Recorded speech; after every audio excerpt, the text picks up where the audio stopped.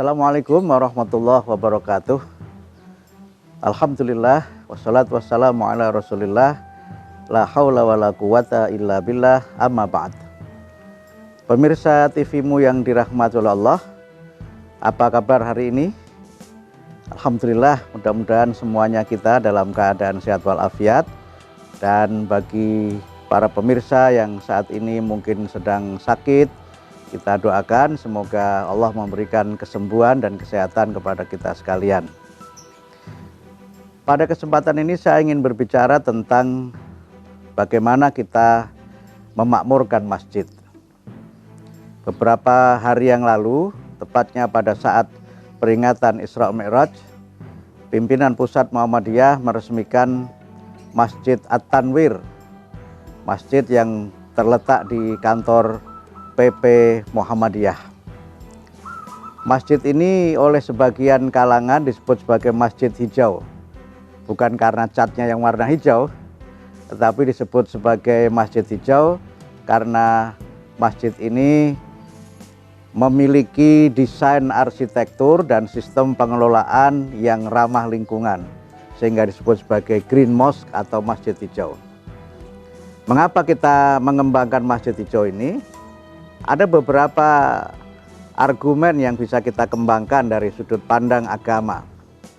Pertama, selama ini kita memahami masjid itu hanya sekedar sebagai tempat ibadah.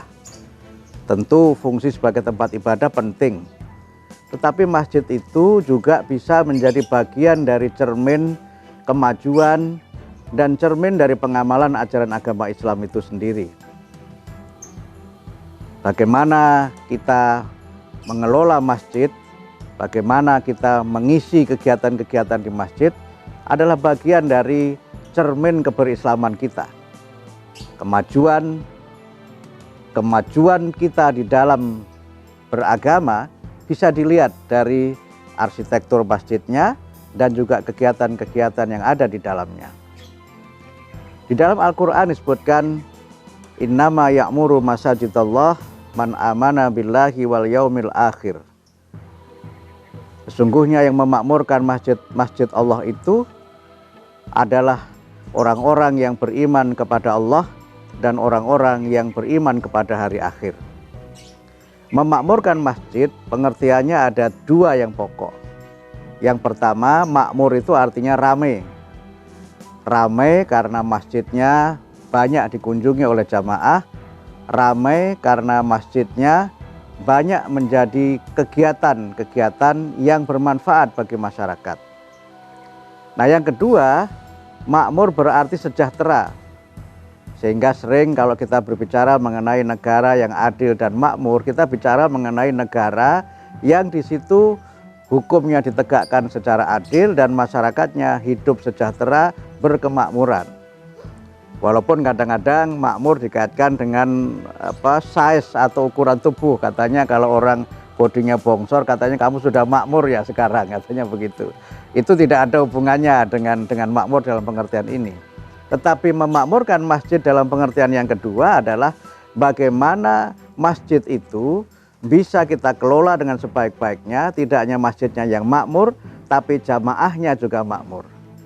Nah, kembali kepada masjid hijau tadi, kita bisa memiliki beberapa hal yang menarik dari sudut pandang Islam dan dari sudut pandang bagaimana umat Islam ini merespon berbagai krisis yang ada dalam kehidupan dunia sekarang ini. Para pemirsa TV-mu yang dirahmati Allah, selama ini kita mengalami krisis energi dan juga mengalami krisis air. Bahkan krisis energi dan krisis air itu sekarang sudah pada level yang sangat mengkhawatirkan. Karena itu harus ada respon dari umat Islam bagaimana agar krisis energi ini dapat kita atasi dan bagaimana agar krisis energi ini dapat kita jawab dengan berbagai kegiatan-kegiatan yang diselenggarakan oleh umat Islam. Para pemirsa, masjid yang diresmikan oleh PP Muhammadiyah itu adalah masjid yang bertenaga surya, masjid yang menggunakan tenaga matahari.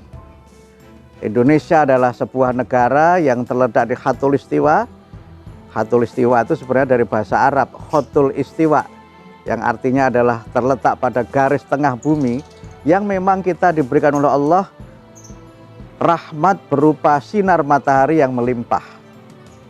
Tapi sering sekali sinar matahari yang melimpah itu belum dapat kita manfaatkan untuk hal-hal yang berkaitan dengan bagaimana kita menyelamatkan krisis energi ini. Karena itu seiring dengan kemajuan teknologi, kita kemudian mengembangkan masjid yang tenaga listriknya menggunakan tenaga matahari.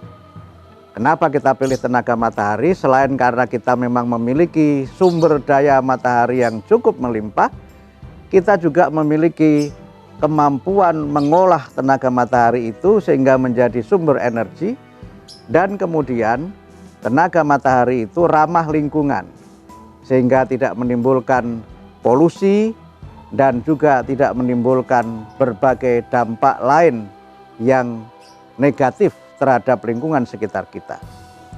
Kemudian yang kedua, air yang digunakan di masjid itu, khususnya air wudhu, itu bisa dimanfaatkan kembali, didaur ulang untuk kegiatan-kegiatan lain.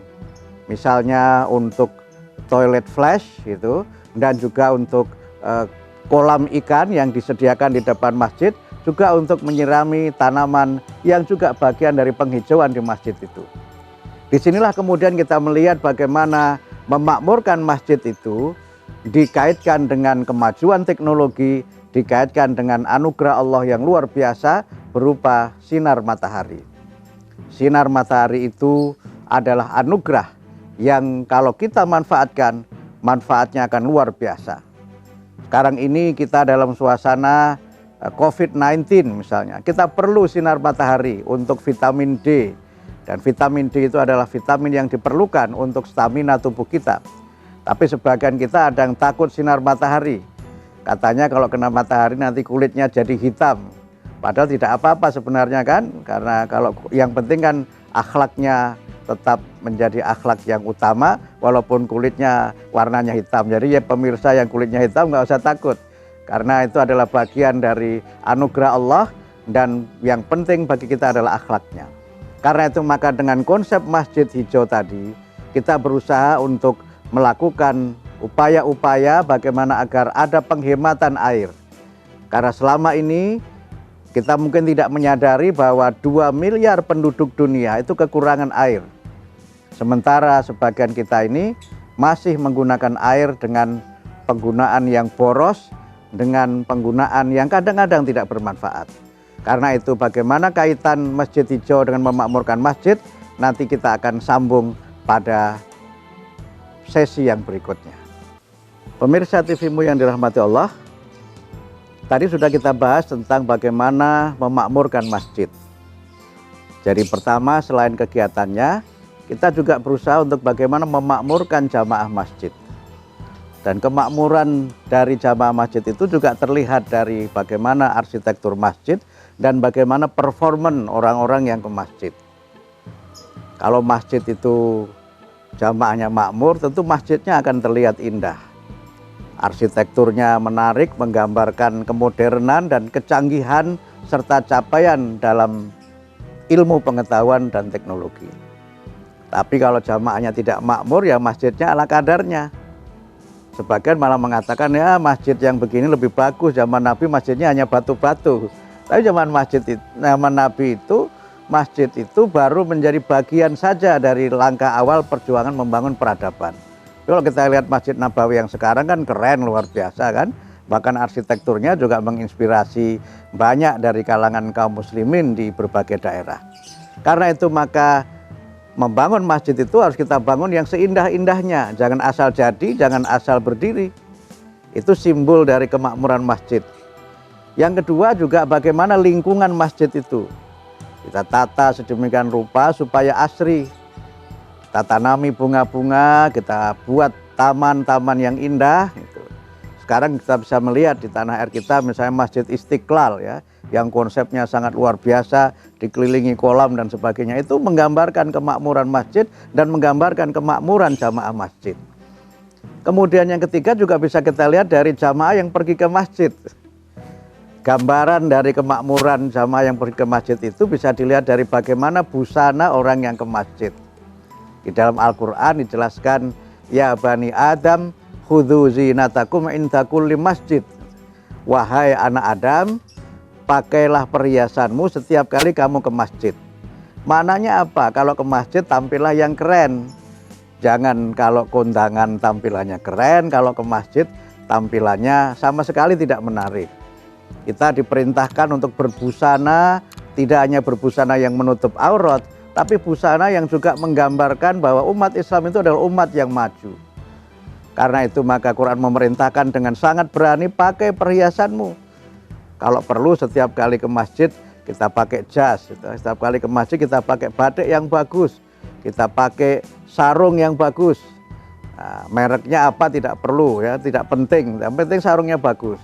Karena kadang-kadang ada sebagian di masyarakat ini yang kalau ke masjid pakaiannya ala kadarnya, bahkan kadang-kadang malah sarungnya juga sudah bau, pakaiannya juga tidak wangi gitu. Karena itu maka kemakmuran masjid itu bisa dilihat dari kemakmuran jamaah yang berangkat pergi ke masjid. Sehingga karena itu maka Quran sampai memerintahkan kita untuk setiap kali ke masjid pakailah pakaian dan perhiasan yang menarik. Kalau kemarin sempat ada yang mengkritik bahwa kelompok yang radikal itu yang good looking, saya kira itu tidak benar pendapat itu. Karena justru kalau ke masjid kita harus tampil dengan tampilan yang good looking itu. Jangan malah dicurigai. Dan ketika kita ke masjid juga kita kemudian harus membawa diri kita ini sebagaimana juga pakaian kita, akhlak kita juga harus akhlak yang baik. Karena itu maka ketika kita ke masjid, itulah gambaran dari bagaimana kemakmuran jamaah, bagaimana kemakmuran umat Islam. Di banyak negara itu memang jamaahnya berangkat dengan mobil karena mereka tinggal jauh-jauh. Tapi kalau kita tinggalnya dekat dengan masjid, menurut saya tidak perlu kita pakai kendaraan karena itu bisa menimbulkan polusi. Cukup kita berjalan kaki karena itu sehat. Dan karena itulah maka kalau kita ingin memakmurkan masjid, maka jamaahnya itu dah cermin dari kemakmuran dari masjid itu. Kemudian yang berikutnya, selain masjid sebagai tempat ibadah, juga sekarang masjid juga perlu ada kemandirian dalam pengelolaan ekonomi dan kemakmuran di masjid. Selama ini mohon maaf kan ada kesan kehidupan di masjid ini sangat bergantung dari kotak amal yang ada. Sehingga ketika beberapa saat ini masjid tidak ada kegiatan, beberapa masjid saldonya minus. Karena kehidupannya bergantung dari kotak amal. Tentu kotak amal ini baik, karena itu bagian dari komitmen kita untuk bagaimana mandiri. Dan masjid ini adalah lembaga yang self-funded, ya, yang secara keuangan memang kita biaya sendiri.